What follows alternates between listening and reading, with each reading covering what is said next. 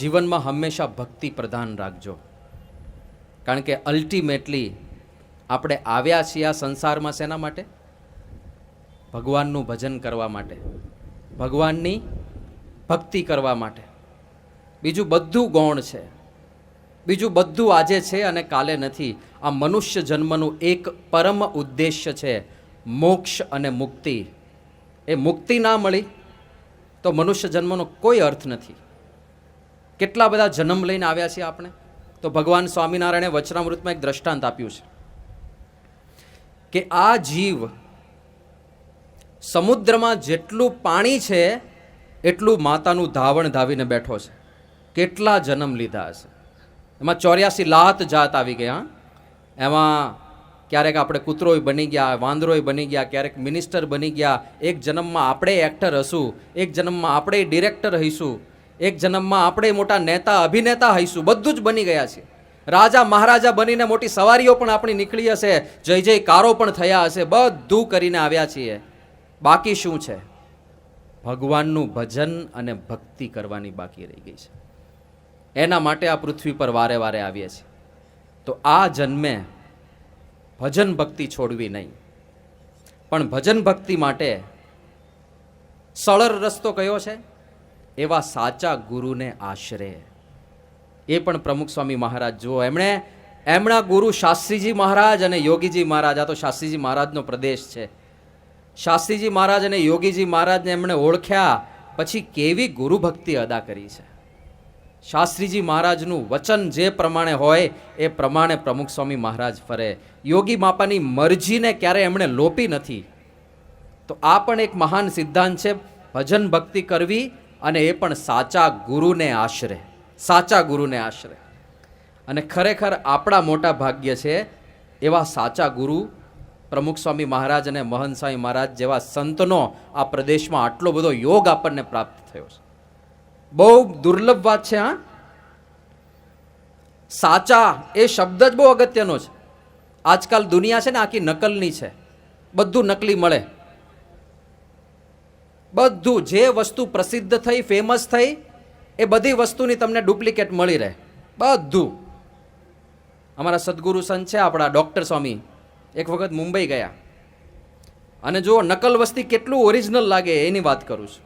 મુંબઈ ગયા હતા. એક હરિભક્તના ઘરે વિલે પાર્લે વિસ્તારમાં પધરામણી હતી, ભોજન હતું. તો પધરામણી થઈ, ઠાકોરજીને મેવો ધરાવ્યો, ઠાકોરજીને થોડું ફ્રૂટ ધરાવેલું હતું, અને ત્યાં આગળ એક કેરી પડી હતી. તો બીજું બધું ફ્રૂટ તો ભગવાનને ધરાવ્યું. ડૉક્ટર સ્વામીએ સંતને એવું કીધું, સાથે જે સંત હતા એને, કે ભગવાન માટે તો પૂરતું ભોજન છે, કેરીને બધું પ્રસાદ બધાને થઈ રહે એટલો છે, એટલે આખી કેરી જે છે જે હજી કાપી નથી એને આપણે ભેગી લઈ લેજો, આપણે ત્યાં મંદિરે ઠાકોરજીને ધરાવશું. એટલે સંતે તરત જ ડૉક્ટર સ્વામીની આજ્ઞા થઈ એટલે કેરી લીધી. કેરી હાથમાં લઈને તરત પાછી મૂકી દીધી. ડૉક્ટર સ્વામી કે કેમ પાછી મૂકી દીધી? પેલા સંત કે સ્વામી આ તો દેખાય છે કેરી, બાકી પ્લાસ્ટિકનું રમકડું છે.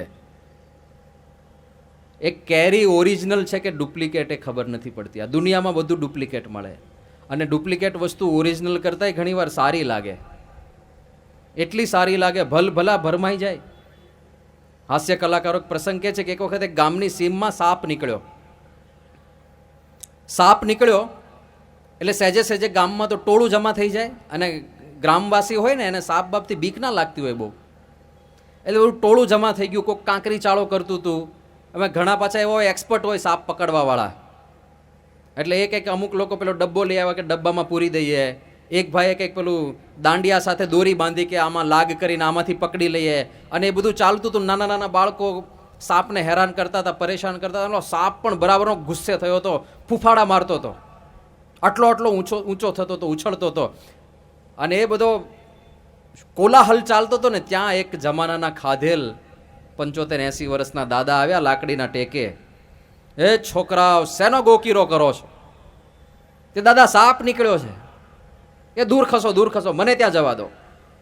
ત્યાં ગયા અને સાપ તો પેલો કોબ્રા હતો, ઝેરી સાપ. એ સાપને ત્યાં જઈને દાદાએ લાત મારીને ત્યાં પગ મૂક્યો કે તારામાં તાકાત હોય તો મને ડંખ માર. પેલો સાપ તો થોડી વાર જોઈ રહ્યો કે આવા દાદા પહેલી વાર જોયા, મને ચેલેન્જ આપે છે. હું કિંગ કોબ્રા જ્યાં નીકળું ત્યાંથી લોકો આઘા પાછા થઈ જાય ને મને ડંખ મારવાની ચેલેન્જ. હજુ તો સાપ કંઈક વિચાર કરે ત્યાં દાદાએ ફરીથી પાટું માર્યું, ફરીથી લાત મારી, પાછો પગ મૂક્યો. તારામાં તાકાત હોય તો ડંખ માર. અને પછી તો સાપ જે ગુસ્સે થયો, 1 2 3 ડંખ મારીને જેટલું ઝેર હતું બધું કાકાના પગમાં ઠાલવી દીધું. અને કિંગ કોબ્રા જેવો કરડે 3 વખત એટલે તો ઝેરની માત્રા એવી હોય બીજી જ સેકન્ડે પેલો ચક્કર ખાઈને નીચે પડે. પણ દાદા તો એમને ઊભા હતા. પેલો સાપ વિચારમાં પડી ગયો કે આવા દાદા તો જિંદગીમાં પહેલી વાર જોયા, ઇમ્પોર્ટેડ દાદા લાગે છે.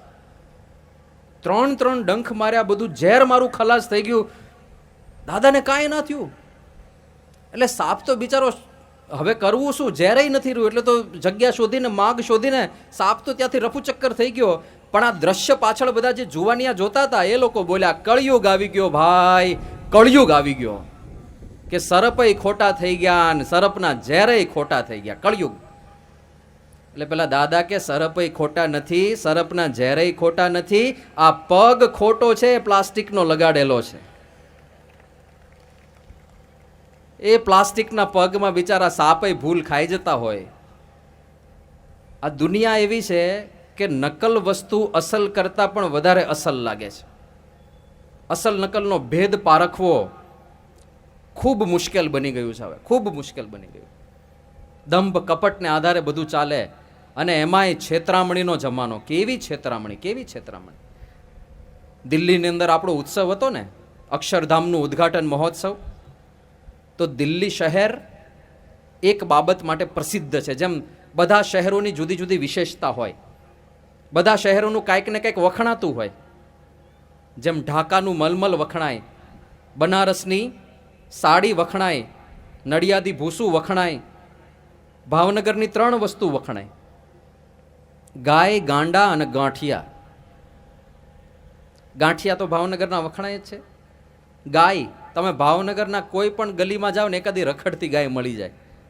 અને ગાંડા એટલા માટે કે ભાવનગરનું જે રેલવે સ્ટેશન છે ને છેલ્લું સ્ટેશન છે, પછી આગળ દરિયો આવી જાય, ટર્મિનસ છે. એટલે ભૂલમાં જે કાંઈ ગાંડા ટ્રેનમાં ચડી ગયા હોય એને ક્યાં ઉતરવું પડે? ભાવનગરમાં. બધા શહેરની જુદી જુદી વસ્તુ વખણાય, એમ દિલ્હીના ઠગ વખણાય. એવા ઠગ તમને ખબર જ ના પડે કેવી રીતે છેતરી લે છે. એટલે આપણે જ્યારે દિલ્હી અક્ષરધામમાં સમયો કર્યો ત્યારે આયોજન એવું હતું કે રોજ 2000 લોકો દર્શનાર્થીઓ આવે. એ 2000 એ દિવસે અક્ષરધામ જોવે, બીજે દિવસે બીજા 2000 આવે, ત્રીજે દિવસે ત્રીજા 2000 આવે. હવે આ 2000 દર્શનાર્થીઓ આવે, એમને તો બિચારાને ખબર ના હોય કે દિલ્હી કેવી ડેન્જરસ જગ્યા છે આ બાબતે, ઠગ બાબતે, અને કેવા કેવા ઠગ અહીંયા હોય છે. એટલે ત્યાં સભાની અંદર 5 મિનિટની એક જાહેરાત થતી હતી રોજ. જે હરિભક્તો એ દિવસે આવ્યા હોય એમની સભા થાય અને સભામાં જાહેરાત કરવામાં આવે કે તમે બધા દિલ્હી આવ્યા છો, અક્ષરધામ તો જોશો, પણ તમે ઘણા બધા ખરીદી કરવા પણ જશો બહાર. પણ ખરીદી કરવા જાઓ ત્યારે ધ્યાન રાખજો, દિલ્હી ઠગનું શહેર છે, એટલે છેતરાઈ નહીં જતા. જે વસ્તુ લો એ પારખા કરીને લેજો. પછી એક દ્રષ્ટાંત આપવામાં આવતું હતું કે થોડા દિવસ પહેલા આપણે એક હરિભક્ત મોબાઈલ ફોન લેવા ગયા. એ વખતે નોકિયાના પેલા કીપોર્ડવાળા ફોન નવા નીકળ્યા હતા. 2005ની વાત છે. બીજા કંઈ લેટેસ્ટ ફોન હતા નહીં, કીપેડવાળા જ વધારે હતા. તો કે આપણે એક હરિભક્ત ફોન લેવા ગયા અને ફોન જોયો, સારી રીતે ચારી બાજુથી નીરખીને તપાસ કરી, પછી પહેલાં આપ્યો કે આ પેક કરી દો. તો પહેલાં એ હરિભક્તની નજર સામે બોક્સમાં પેક કર્યો અને એ જ બોક્સ એને હાથોહાથ આપ્યું. અને ઉતારે આવીને પેલા હરિભક્તે બોક્સ ખોલ્યું તો અંદરથી સાબુ નીકળ્યો. લક્ષ નાયા કરો, વગર પાણીએ નવડાવી ગયો. આ જાહેરાત ત્યાં રોજ થતી. પછી કહેતા કે જો આવા બધા ઠગ હોય છે દિલ્હીમાં કે તમારી નજર ચૂકવીને ક્યારે મોબાઈલના ખોખામાં સાબુ નાખી દેશે ખબર નહીં પડે. એટલે જે કાંઈ પણ વસ્તુ લેજો એ દુકાન છોડતા પહેલાં ખાતરી કરજો ને પછી દુકાન છોડજો. આવી બધી જાહેરાતો ત્યાં કરતા હતા.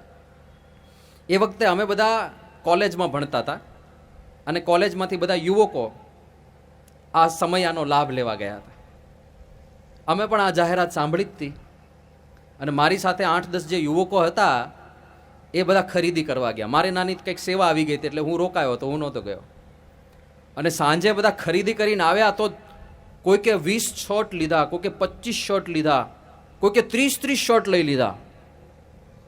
મેં કીધું આટલી બધી ખરીદી કરીને આવ્યા બધા કરે કે આ બધા શર્ટ આની કિંમત ખબર છે કેટલા? કે 40 રૂપિયામાં શર્ટ મળે છે. અને ત્યારે શોર્ટ શર્ટની ફેશન હતી. તો એ બધા શર્ટ લઈ આવ્યા હતા, કોઈ લીટીવાળા ને ચેક્સવાળા ને જુદા જુદા કલરના. પણ મેં કીધું 1, 2, 5 લો તો બરાબર છે, આ 25 શર્ટ લઈ લીધા, 30 શર્ટ લઈ લીધા. પણ કે 40 રૂપિયામાં શું ખોટું છે?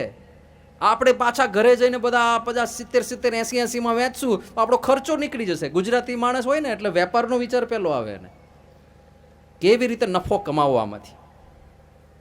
એટલે પછી મેં કીધું ખોલો તો ખરા કેવા શર્ટ છે, આખા ટ્રાય કરીને જોઈએ. તો જેવું પેકેટ ખોલ્યું, કોલર અને આટલું કાપડ જ હતું, શર્ટ જેવું કાંઈ હતું જ નહીં અંદર. બહારથી પેકેટ જોવો ને તેમ લાગે સરસ મજાનો શર્ટ છે, પણ ખાલી કોલર હતો, 2 બટન અને આટલું કાપડ, બસ. બીજું પાછળ બધું પૂઠું ને કાગળ જ ભર્યા હતા. 40 રૂપિયામાં કંઈ કાકાનો દીકરો થોડો થાય છે કે આ શર્ટ બધું તમને આપી દે આટલું સસ્તાની અંદર.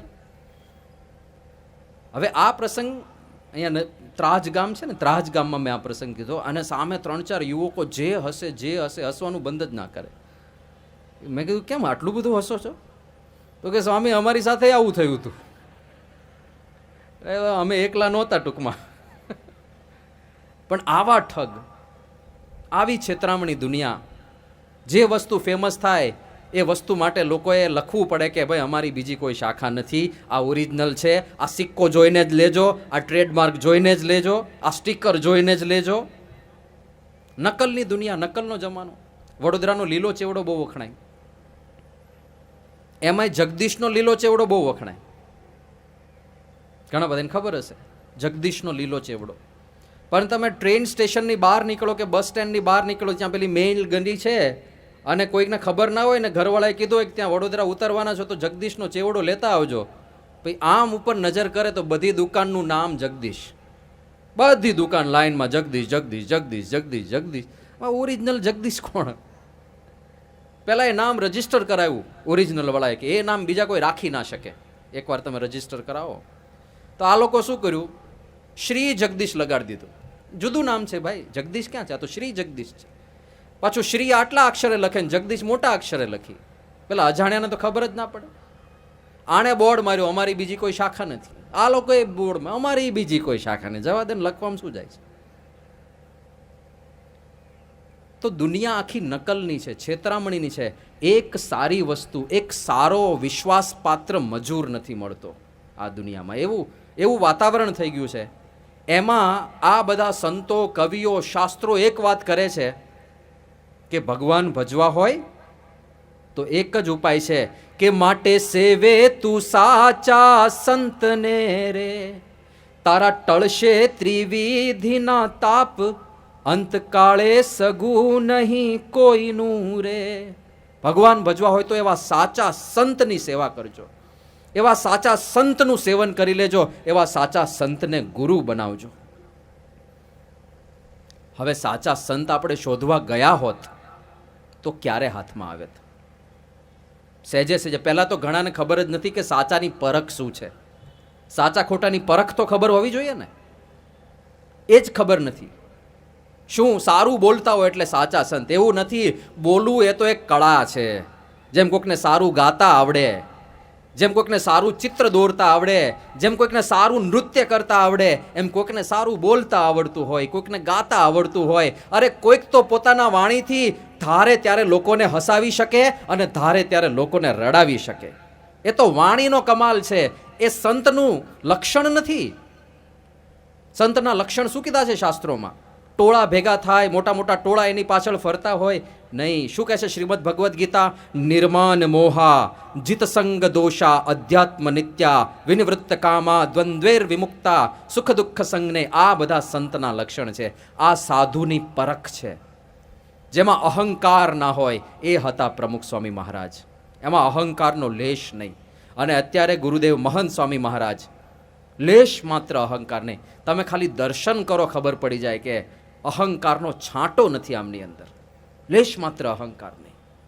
આટલું મોટું કામ ચાલે છે આ સંસ્થામાં અત્યારે દર અઠવાડિયે એક હરિમંદિર બને છે. આપણું જે પેટલાદનું મંદિર છે એવું અઠવાડિયે એક હરિમંદિર બને છે.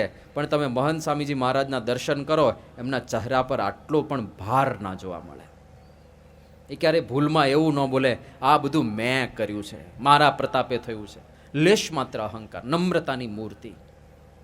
પ્રમુખ સ્વામી મહારાજ પણ એવા સંત, નિર્માન મોહા, જીત સંગ દોષા, એમની અંદર આસક્તિ ના હોય, સંસારના સુખ પ્રત્યે એમની દોડ ના હોય. મહંત સ્વામી મહારાજનો પહેલો અનુભવ હું કહું છું તમને. અહીંયા નડિયાદની અંદર અમદાવાદી બજારમાં પ્રતિષ્ઠા હતી, કદાચ 2003 કે 4નો પ્રસંગ છે. દીક્ષા મહોત્સવ હતો. અમે બધા છાત્રાલયમાંથી અહીંયા લાભ લેવા માટે આવ્યા હતા. પ્રમુખ સ્વામી મહારાજના મને દર્શન થયા હતા. પણ આ સમયા નિમિત્તે એક મિત્રએ એવું કીધું કે એક મોટા સંત છે મહંત સ્વામી મહારાજ, સદગુરુ સંત છે, ચાલો એમના દર્શન કરવા માટે જઈએ. એટલે એ બધા મિત્રોની સાથે સાથે હું પણ દર્શન કરવા ગયો. ત્યારે મહંત સ્વામી મહારાજ ભોજન કરી રહ્યા હતા, એમનું ભોજન ચાલતું હતું અને સામે થાળ પડ્યો હતો અને થોડું થોડું જમતા હતા. હવે થાળમાં તો ઘણી બધી વસ્તુ દેખાય, એમાં કેરીનો રસ હતો, બીજું પણ ઘણું બધું હતું. એક વિશિષ્ટ પ્રકારના બિસ્કિટ મેં જોયા અને મહંત સ્વામી મહારાજે બિસ્કિટ જમતા હતા, એકદમ હસતા હસતા આનંદથી જમતા હતા. મને તો આ બિસ્કિટ જબરજસ્ત લાગે છે કે આ સ્વામીજી જમીન પછી પ્રસાદમાં આ બિસ્કિટ આવે ને તો મજા આવી જાય, એમ કંઈક નવી વસ્તુ આપણે ચાખવા મળે, મજા આવે. એટલે હું રાહ જોતો હતો, મનમાં સંકલ્પ કર્યો કે આ બિસ્કિટ આપણને પ્રસાદમાં મળવું જોઈએ, તો ચાખીએ. એમનું ભોજન પૂરું થયું અને જે કાંઈ પ્રસાદ થોડો ઘણો ત્યાં જે હાજર હોય બધાને વેચવામાં આવ્યો. એમાં સદનસીબે મારા હાથમાં જે પેલું બિસ્કિટ આવ્યું, જોરદાર મજા આવી ગઈ. ક્યાં સુધી? જ્યાં સુધી હાથમાં હતું ત્યાં સુધી. જેવું મોઢામાં મૂક્યું ત્યારે ખબર પડી કે આ તો થ્રેપ્ટીનનું બિસ્કિટ હતું. પૂઠા ચાવતા હોય ને એવું લાગે.